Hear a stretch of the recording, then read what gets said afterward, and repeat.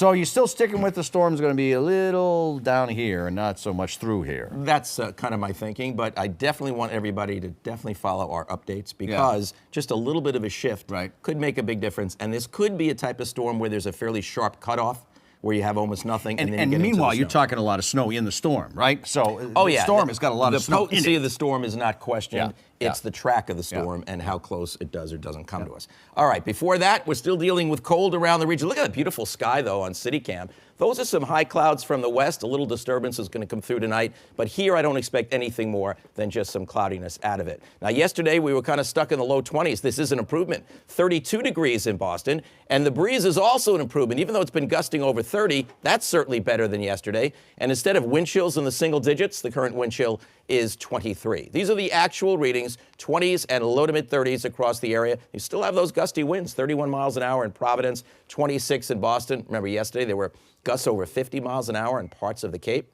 So right now we still have wind chills, teens and low 20s. This will be another cold night. Temperatures will dip to the teens to around 20 degrees, fairly close to the way it's been the last number of nights. Tomorrow will be similar to today, maybe a degree or two chillier.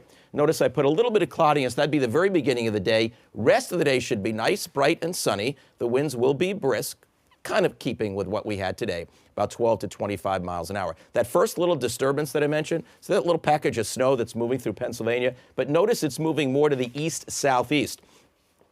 So there could be a little period of snow or flurries not far from the nation's capital. That's not a big deal. Then high pressure comes right back in, and that's our dry weather for tomorrow and Friday. Now, the storm that I'm talking about is just really in its formative stages. Little package of snow near Denver, also a little package of snow around Kansas. But as we go out in time, what's going to happen is as it drops southeast, it picks up moisture out of the Gulf of Mexico. And then it bumps into the colder air. So places like Raleigh, Durham, they may wind up with a lot of sleet and freezing rain. But a good chunk of the state of Virginia could be in for quite a sizable snowstorm. That would include Washington, Baltimore, Philly. New York, perhaps near the northern edge of the heavy snow, as well as the south coast of New England. But notice that would not be in Boston as depicted here.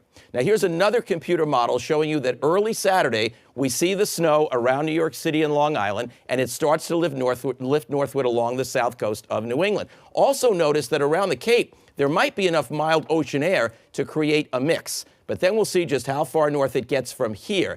This model doesn't get much farther north. Others do bring at least the northern edge into Boston. So to summarize what we're talking about, if we get a closer pass, then we have a potential for some heavy snow and strong winds. But a pass more to the south, leaning a little bit more that way, then we're only near the northern edge. It would be not as much wind, not as much snow. But I do want to let you know that it could possibly have a situation where we don't get much in the way of snow, but could still get a good deal of wind and some coastal concerns with the tides being somewhat astronomically high this weekend. So it's really the Saturday night and Sunday morning tides that will follow. Heaviest snow looks to be south of Boston, and the time period would be anywhere from Saturday afternoon into early on Sunday. Much more on this at 5.